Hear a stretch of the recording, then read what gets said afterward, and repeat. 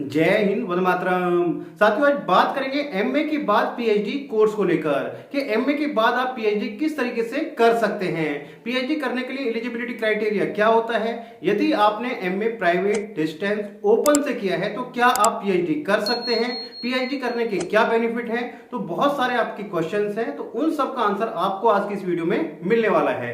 तो वीडियो बहुत ही इंफॉर्मेटिव होने वाली है, वीडियो में अंत तक बने रहिएगा। और यदि आप चैनल पर पहली बार आए तो चैनल को सब्सक्राइब कर लीजिएगा, बेल आइकन को प्रेस कर लीजिएगा, क्योंकि मैं आपके लिए इसी तरीके की इंफॉर्मेशन वीडियो लाता रहता हूं। तो साथियों, बात करते हैं सबसे पहले एलिजिबिलिटी क्राइटेरिया की कि यदि आपको पीएचडी करना है तो उसके लिए एलिजिबिलिटी क्राइटेरिया क्या होता है। तो साथियों, अब से पहले यदि आपको पीएचडी करना होता था तो उसके लिए एमफिल की आवश्यकता होती थी, यानी कि पहले आपको अपना पोस्ट ग्रेजुएशन कंप्लीट करना होता था। जैसे आप अपना एमए, एमकॉम या एमएससी आपको कंप्लीट करना है, या किसी और फील्ड में आप अपनी मास्टर डिग्री आपकी कंप्लीट होनी चाहिए। उसके बाद में आपको एमफिल करना पड़ता था पीएचडी के लिए, लेकिन अब ऐसा नहीं है, एमफिल को हटा दिया गया है।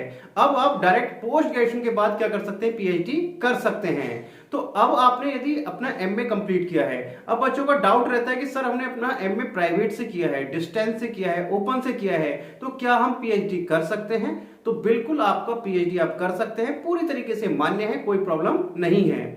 अब बात आती है कि इसके लिए परसेंटेज कितनी चाहिए होती है।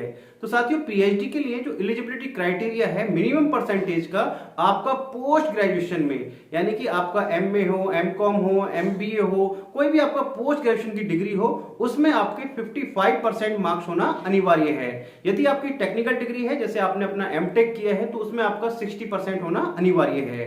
तो ये आपका एलिजिबिलिटी क्राइटेरिया है मार्क्स का। अब बात करते हैं साथियों कि पीएचडी करने के लिए क्या तरीका है, किस तरीके से हम पीएचडी में एडमिशन ले सकते हैं। तो साथियों, पीएचडी के लिए जो एडमिशन का तरीका है वो दो तरीके से आपके एडमिशन होते हैं। तो बात करते हैं सबसे पहले जो गवर्नमेंट यूनिवर्सिटी से यदि आपको पीएचडी करना है, तो साथियों उसके लिए आपको क्या करना होगा, जब आपका पोस्ट ग्रेजुएशन कंप्लीट हो जाएगा या आप पोस्ट ग्रेजुएशन के फाइनल ईयर में होंगे, तो आपको यूजीसी नेट का एग्जाम देना पड़ेगा। तो यदि आपको यूजीसी नेट का एग्जाम क्लियर हो जाता है, तो यूजीसी नेट का एग्जाम क्लियर होने के बाद जो आपके फॉर्म आते हैं, जो आपकी गवर्नमेंट यूनिवर्सिटी है, स्टेट गवर्नमेंट यूनिवर्सिटी है, तो वहां पर आप पीएचडी के लिए जब उनके फॉर्म आते हैं तो फॉर्म भर सकते हैं और वहां से आप अपना पीएचडी कर सकते हैं। तो वहां पर जो प्रायोरिटी दी जाती है उन्हीं कैंडिडेट्स को दी जाती है जिनका आपका यूजीसी नेट का एग्जाम क्लियर हो जाता है। बहुत सारी यूनिवर्सिटी आप डायरेक्ट भी एमए के बाद यदि आपका नेट का एग्जाम भी क्लियर नहीं है तो भी आप जो सेंट्रल गवर्नमेंट यूनिवर्सिटी है उनमें पीएचडी के लिए अप्लाई कर सकते हैं, लेकिन उनकी प्रायोरिटी जो रहती है उनकी रहती है जिनका नेट क्लियर हो जाता है। अब बात करें साथियों, यदि आपको यूजीसी नेट में अच्छा स्कोर आ जाता है, यानी कि आप उसमें अच्छा स्कोर कर लेते हैं, तो आपको मिल जाता है जेआरएफ, जूनियर रिसर्च फेलोशिप। तो आपको क्या मिलता है, पीएचडी करने के लिए अमाउंट मिलता है, 3 साल तक आपको जेआरएफ मिलता है और 2 साल तक आपको एसआरएफ मिलता है, सीनियर रिसर्च फेलोशिप। तो यानी कि गवर्नमेंट यूनिवर्सिटी की तरफ से आपको पैसा दिया जाता है पीएचडी करने के लिए, रिसर्च करने के लिए। तो उसके लिए आपको जेआरएफ में अच्छा स्कोर करना पड़ेगा, यानी कि नेट में अपना अच्छा स्कोर करना पड़ेगा। जो आपका नेट का एग्जाम होगा उसके लिए कोई अलग से एग्जाम नहीं होता है। यदि आपका नेट में बहुत अच्छा स्कोर होता है तो आपको जेआरएफ मिल जाता है, उसका भी क्राइटेरिया है, उसके लिए मैंने वीडियो बनाई हुई है, वो भी आप प्लेलिस्ट से जाकर के देख सकते हैं। अब बात करें साथियों, यदि आपको गवर्नमेंट में नंबर नहीं आता है, गवर्नमेंट में बहुत कम फॉर्म निकालती है यूनिवर्सिटी और बहुत कम सीट होती हैं, तो उसके बाद आप प्राइवेट यूनिवर्सिटी से भी अपना पीएचडी कर सकते हैं, कोई प्रॉब्लम नहीं है।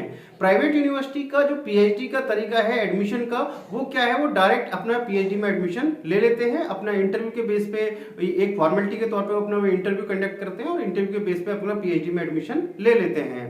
तो आप इन दो तरीके से पीएचडी कर सकते हैं, कोई प्रॉब्लम नहीं है। अब बात करें साथियों पीएचडी करने के क्या फायदे हैं। तो साथियों, यदि आप पीएचडी कर लेते हैं तो पीएचडी करने के बाद आपकी एक अलग वैल्यू होती है, एक अलग इमेज होती है। पीएचडी करने के बाद आप अपने नाम के साथ में डॉक्टर लगा सकते हैं। इसके बाद में बात करें साथियों, आप जब गवर्नमेंट यूनिवर्सिटी के फॉर्म निकलते हैं असिस्टेंट प्रोफेसर के लिए या किसी भी फील्ड में, तो वहां पर प्रायोरिटी दी जाती है पीएचडी वाले कैंडिडेट को।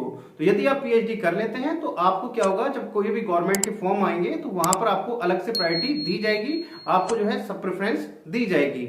बात करें साथियों, यदि आप प्राइवेट सेक्टर में जाते हैं, प्राइवेट कॉलेज में पढ़ाना चाहते हैं, प्राइवेट इंस्टीट्यूशन में आप पढ़ाते हैं, तो वहां पर भी आपको वरीयता दी जाएगी, प्रायोरिटी दी जाएगी, वहां पर भी आपको अच्छी खासी सैलरी मिल सकती है।